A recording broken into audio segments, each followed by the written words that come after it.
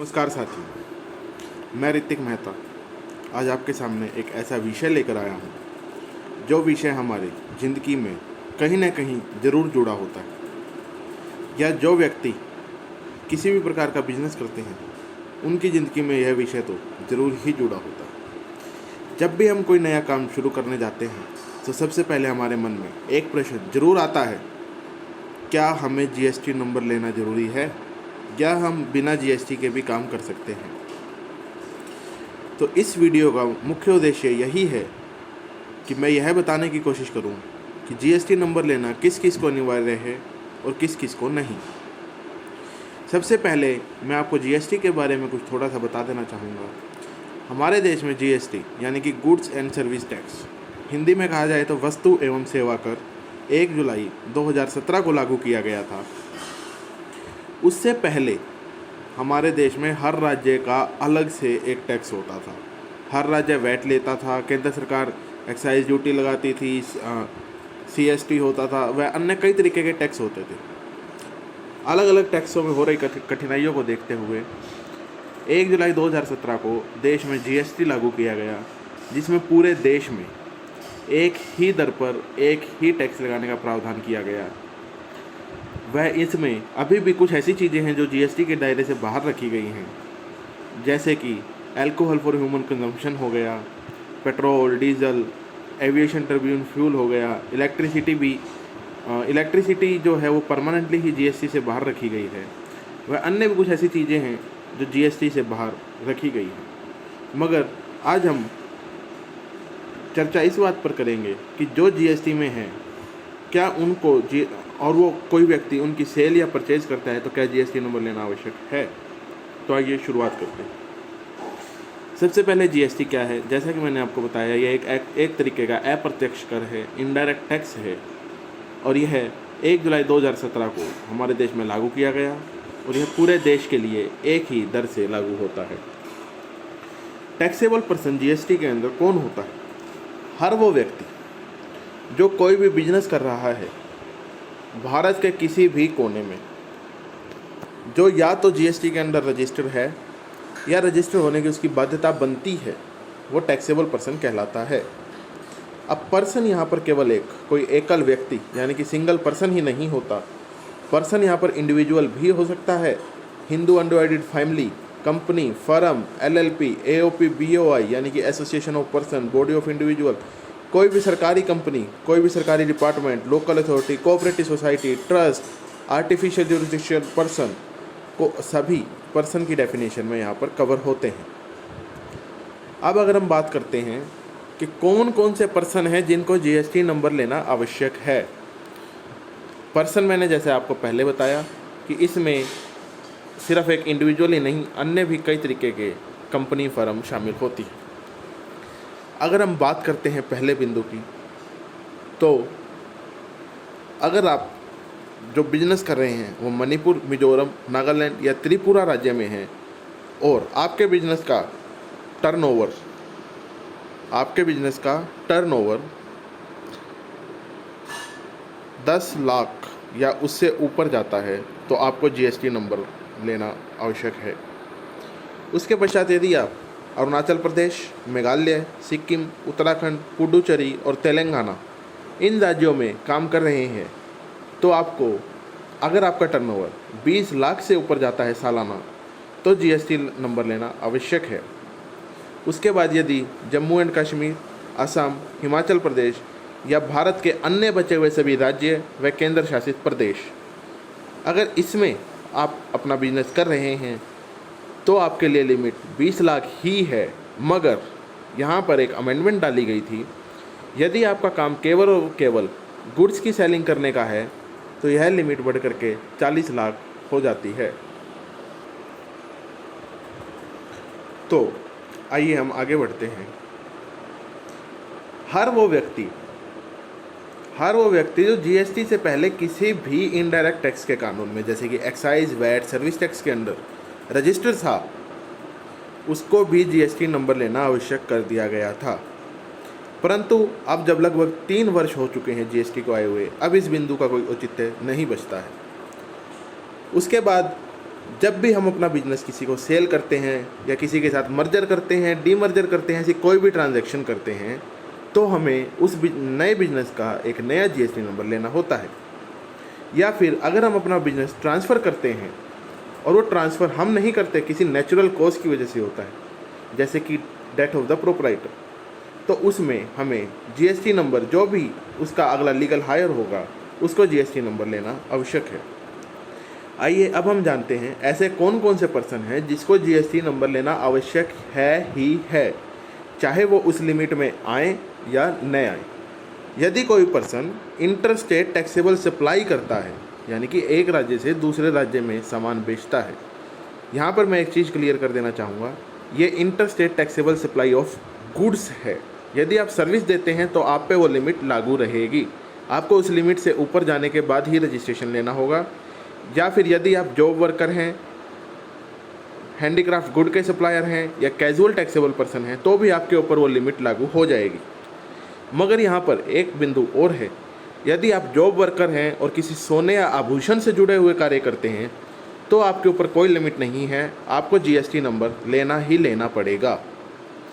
उसके पश्चात ऐसे पर्सन जिनकी लायबिलिटी बनती है कि वो रिवर्स चार्ज मैकेनिज्म के अंदर टैक्स दें, यानी कि यदि वो किसी ऐसे व्यक्ति से सामान खरीद रहे हैं जो जीएसटी में रजिस्टर्ड नहीं है और उसकी बाध्यता भी नहीं है, तो सामान खरीदने वाला टैक्स देगा, तो जो सामान खरीदने वाला होगा उसको जीएसटी नंबर लेना ज़रूरी होगा। या फिर ऐसे व्यक्ति जो सेक्शन 9 सब सेक्शन 5 के अंदर टैक्स भरते हैं, इसमें वो आते हैं जैसे कि ओला, उबर, उनसे जो भी अनुबंध करके गाड़ी वाले अपनी टैक्सी की सर्विसेज देते हैं, वो गाड़ी वाले रजिस्टर होने की आवश्यकता नहीं है। यदि उनकी लिमिट 10, 20 या 40 लाख जो भी उस कैटेगरी में आते हैं उससे कम है, तो यहाँ पर रजिस्ट्रेशन उन कंपनियों को लेना आवश्यक है जो कि जिसके प्लेटफॉर्म से वो टैक्सी बुक हो रही है, जैसे कि ओला, उबर इत्यादि। उसके बाद अगर कोई ऐसा व्यक्ति जो भारत का रहने वाला नहीं है और वो भारत में किसी भी तरीके की टैक्सेबल सप्लाई करता है, चाहे वो गुड्स की हो या सर्विस की हो, तो उसको जीएसटी नंबर लेना आवश्यक है। या फिर ऐसे व्यक्ति जिनको जीएसटी में टीडीएस काटने के लिए बाध्य किया गया है, इसमें ज़्यादातर सरकारी ऑर्गेनाइजेशंस ही हैं और ट्रांजैक्शन की लिमिट 2.5 लाख से ऊपर है, तो उनको भी जीएसटी नंबर लेना आवश्यक है। ऐसे व्यक्ति जो किसी और व्यक्ति की जगह पर सप्लाई करते हैं, या तो चाहे वो उनके एजेंट हैं या अन्य किसी भी हैसियत से, तो उनको भी जीएसटी नंबर लेना आवश्यक है। उसके पश्चात इनपुट सर्विस डिस्ट्रीब्यूटर, ये वो होते हैं जो कि एक centralised ITC input tax credit एक ऑफिस के नाम पर लेकर के अपनी अलग अलग ब्रांचों को बांट देते हैं, उनको भी जीएसटी नंबर लेना आवश्यक है।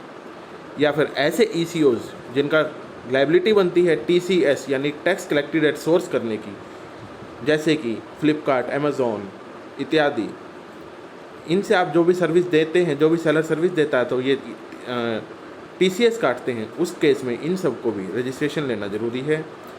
उसके बाद हर वो व्यक्ति जो कि ऑनलाइन इंफॉर्मेशन या डाटाबेस एक्सेस की सर्विसेज दे रहा है, भारत में किसी बाहर के स्थान से बैठा हुआ और भारत में दे रहा है, तो उसको भी जीएसटी नंबर लेना आवश्यक है। और उसके बाद अन्य ऐसे लोग जो समय समय पर सरकार द्वारा नोटिफाई किए जाएंगे, उनको भी जीएसटी नंबर लेना ज़रूरी है। उसके बाद अब हम बात करते हैं ऐसे कौन कौन से व्यक्ति हैं जिनको जीएसटी नंबर लेने की अनिवार्यता नहीं है। पहला, ऐसे व्यक्ति जो केवल और केवल उन गुड्स और सप्लाई की सर्विस करते हैं जो कि टैक्स में एग्जेम्प्ट हैं, जिन पर टैक्स नहीं लगता, तो उनको जीएसटी लेने से छूट दी गई है। उसके बाद एक किसान, लेकिन किसान में वही व्यक्ति कवर होगा जो ज़मीन से जुड़ी हुई गतिविधियां कर रहा है। यदि वो डायरी फार्मिंग, फिश फार्मिंग, कुछ ऐसी गतिविधियां कर रहा है, तो उसके ऊपर वो 10, 20 और 40 लाख वाली लिमिट लागू रहेगी। इसमें केवल वो किसान शामिल होगा जो फसल उगा रहा है या ज़मीन से जुड़ी हुई गतिविधि कर रहा है। इसके बाद इंडिविजुअल एडवोकेट, चाहे वो सीनियर एडवोकेट ही क्यों ना हो, उसको जीएसटी नंबर लेने की अनिवार्यता नहीं है। यदि हाँ, वो एडवोकेट एक फर्म बनाकर काम कर रहा है या एक ग्रुप ऑफ एडवोकेट्स हैं, तो उनको जीएसटी नंबर लेना आवश्यक है। उसके पश्चात स्पॉन्सर सर्विसेज, स्पॉन्सरशिप सर्विसेज चाहे वो प्लेयर ही क्यों न दें, अगर वो इंडिविजुअल लेवल पर दे रहे हैं तो उनको जीएसटी नंबर लेने की आवश्यकता नहीं है। उसके बाद ऐसे व्यक्ति जो एक ही राज्य में सप्लाई कर रहे हैं और उस 10, 20 और 40 लाख वाली लिमिट से नीचे नीचे रहते हैं तो उनको भी जीएसटी नंबर लेना आवश्यक नहीं है।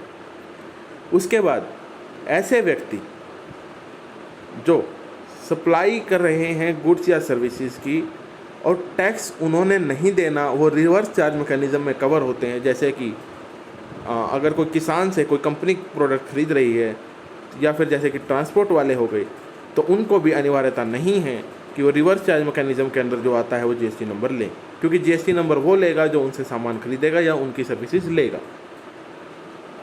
उसके बाद जीएसटी नंबर लेने के लिए किन किन डॉक्यूमेंट्स का होना ज़रूरी है, क्या क्या डॉक्यूमेंट रिक्वायर होते हैं।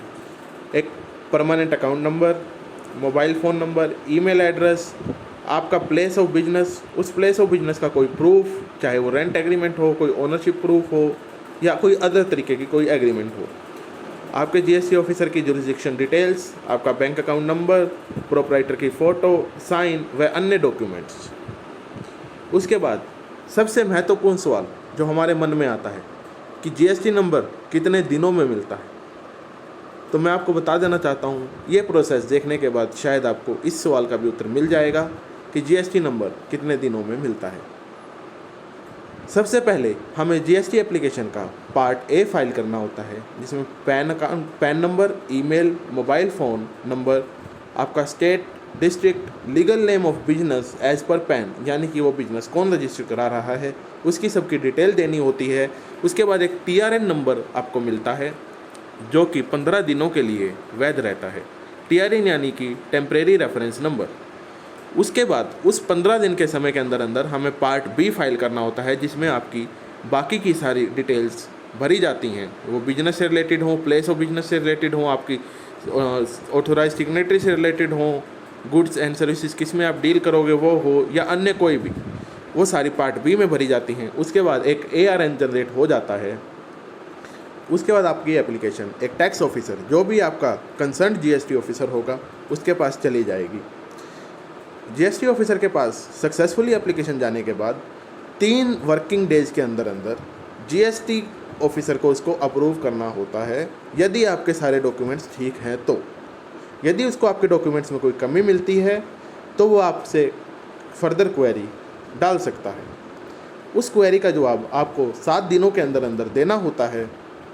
यदि आप 7 दिनों के अंदर अंदर जवाब नहीं देते हैं तो निश्चित ही वो आपकी एप्लीकेशन को रिजेक्ट कर देगा। और यदि आप 7 दिनों के अंदर अंदर जवाब दे देते हैं, मैं आपको बता देना चाहूँगा, यहाँ 7 दिन यानी कि 7 वर्किंग दिन हैं, छुट्टियों को इनसे अलग रखा गया है। यदि आप 7 वर्किंग दिनों में जवाब दे देते हैं और उसके बाद जीएसटी ऑफिसर के पास 7 वर्किंग दिनों का और समय होता है, वो आपके जवाब को चेक करे। यदि वो आपके जवाब से संतुष्ट है तो आपकी एप्लीकेशन को अप्रूव कर देगा, अन्यथा वो रिजेक्ट करने की भी पावर रखता है।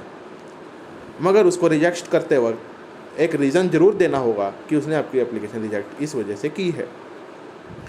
जब आपकी जीएसटी एप्लीकेशन अप्रूव हो जाती है, आपको जीएसटी नंबर मिल जाता है, एक टेम्परेरी पासवर्ड और रजिस्ट्रेशन सर्टिफिकेट आपका आ जाता है। तो यही था हमारा आज का विषय। आशा करूँगा आपको ज़रूर समझ आया होगा।